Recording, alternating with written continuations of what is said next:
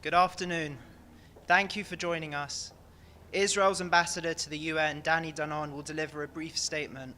Ambassador Danon is also joined by Ayelet Samarano, mother of Yonatan Samarano, who was kidnapped by an UNRWA worker on October the 7th. Ayelet will also deliver a brief statement. Thank you.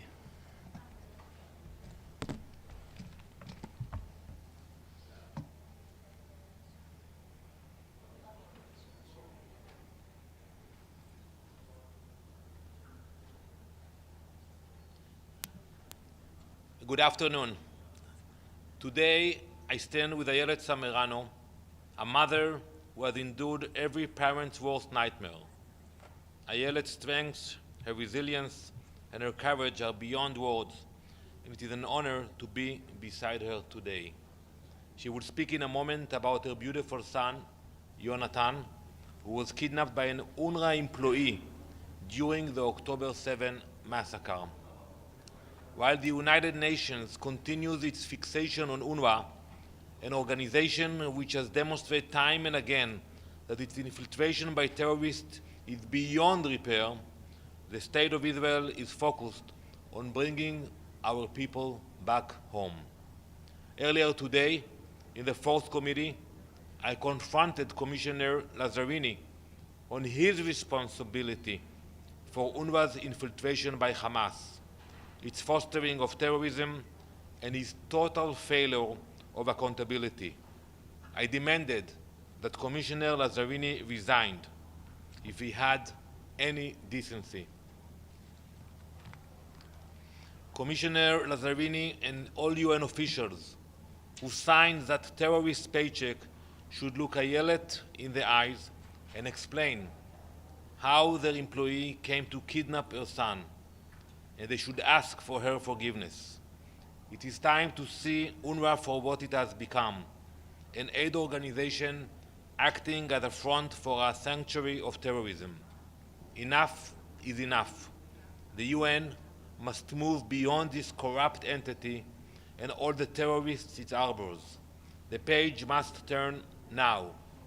Justice demands it, and the world cannot afford to ignore it any longer. We will not be silent until we will bring back all of our hostages. I would like Ayelet to say a few words.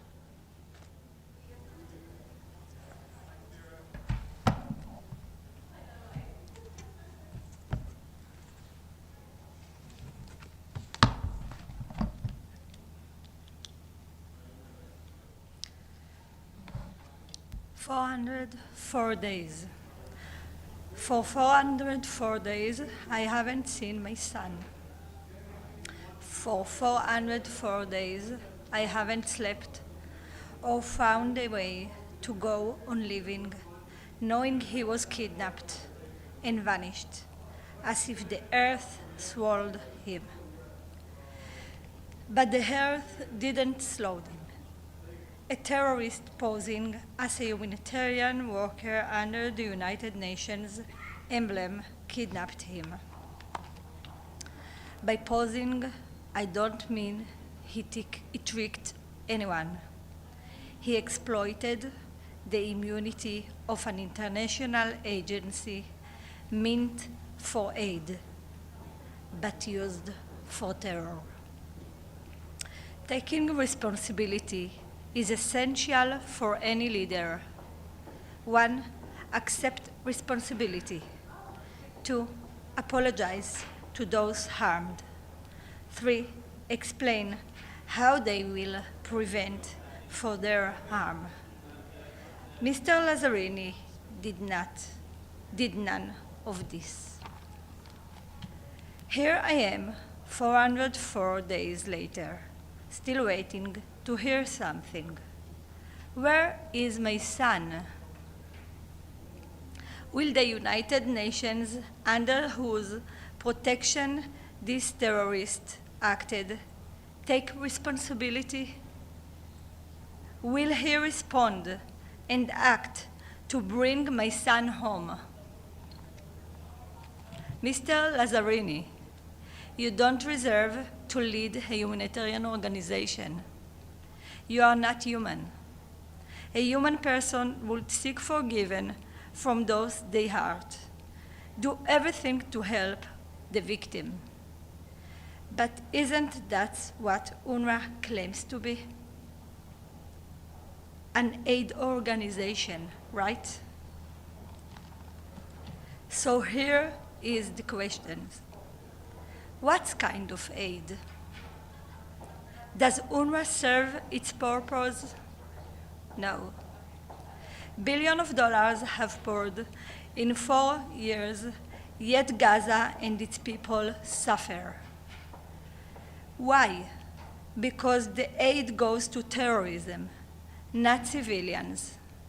So I ask Mr. Lazzarini, how do you sleep at night?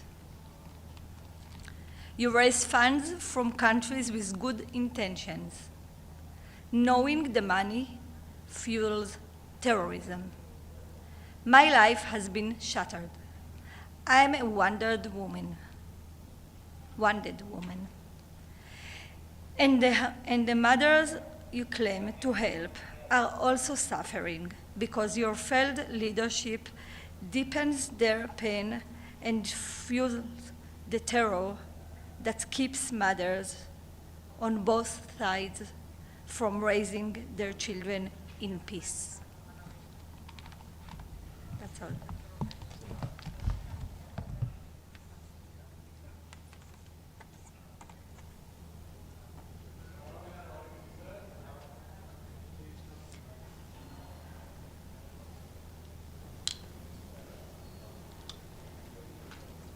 Ambassador, Thank you. are there questions?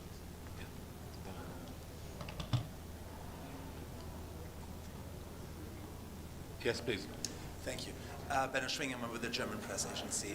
Ambassador, ending UNRWA will leave a vacuum of work that UNRWA does now.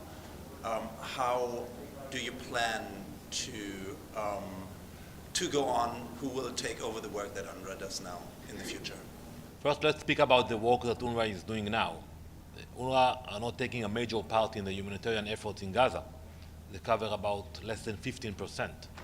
The mandate is to deal with education and healthcare, and they fail with that. And I think once we will get to the stage of talking about reconstruction of Gaza, after we bring back the hostages, I think then we will work with other NGOs who can do exactly the same thing, but to do it, not like UNRWA that failed for so many years. Are you in talks with other NGOs already? Sure, we speak with the NGOs, we speak with UN officials about that, and as I said many times, we are not against all the UN or all the UN organs. We are against the UN organs that actually allowed terrorism to foster.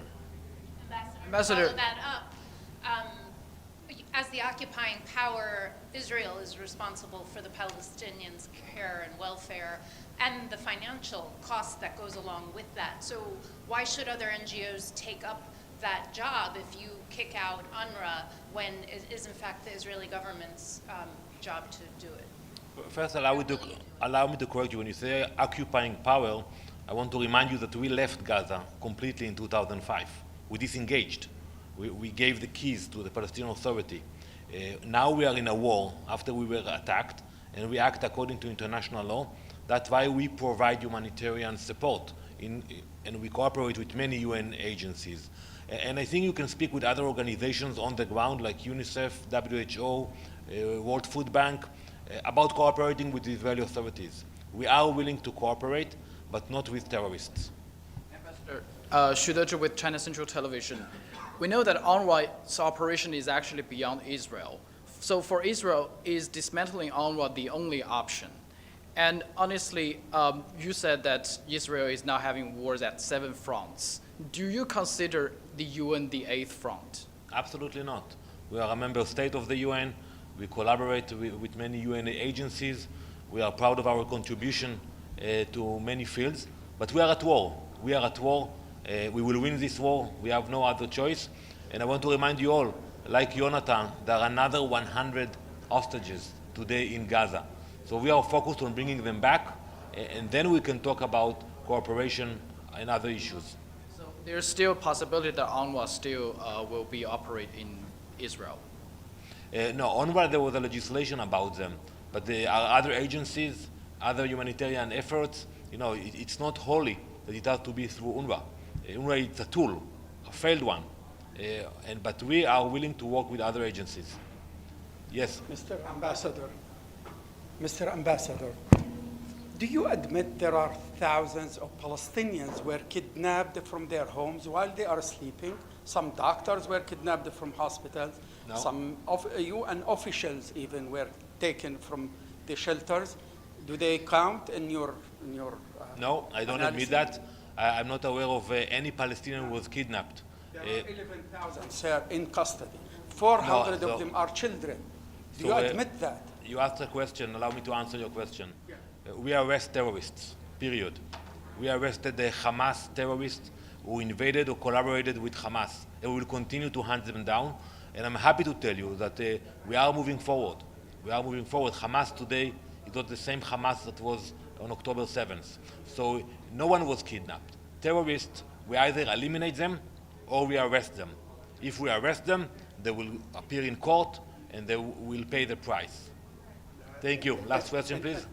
Yes, Ambassador, you say that there are other organizations that help, that can help. What if, let's say, an organization like UN organization like UNICEF or WFP and so on will operate just, you change a symbol on a card that's written UNRWA, you put UNICEF. Would you accept that situation? I mean, basically change name and what? So that nothing is waste of all the good things that UNRWA has been doing it? So the main problem with UNRWA is the infiltration of Hamas into UNRWA. They took over their infrastructure, they took care of the salaries, they decided who is doing what. So another organization which will not allow Hamas to run it, we will be open to that. But we are not going to change the slogan and allow Hamas to continue its control. And for the people of Gaza, not only for our security, it will be better that there will be another entity that will serve the Palestinians and will not serve Hamas. Thank you very much. Just a very quick follow-up. So are you saying that, let's say, somebody that's been working for UNRWA, all of a sudden is employed at UNICEF or any other organization, will not be able to operate for... I'm talking about infiltration. We gave UNRWA lists of dozens of terrorists. They never replied. And you heard Lazarini today in the fourth committee. He said, I don't have the tools to investigate. You are hiring terrorists, and then you say you don't have the tools to investigate? What you are waiting for? For them to invade Israel again? So we need an organization which is committed for humanitarian work, period. But Thank you very much. Getting the Thank you. names. UNRWA says they give you all their staff names in pre-October 7th. So if you're vetting their names and you're not finding Hamas-affiliated people among the list, how do you expect them to find No, it? that's not correct, and I will conclude with that. The problem with UNRWA didn't start on October 7th. For years, we gave evidence and we spoke with the UN about what's happening with UNRWA, Gaza, mainly UNRWA Gaza, and unfortunately it was ignored. So it wasn't only October 7th. I think it is about time to move on to start a new page. Thank you very much.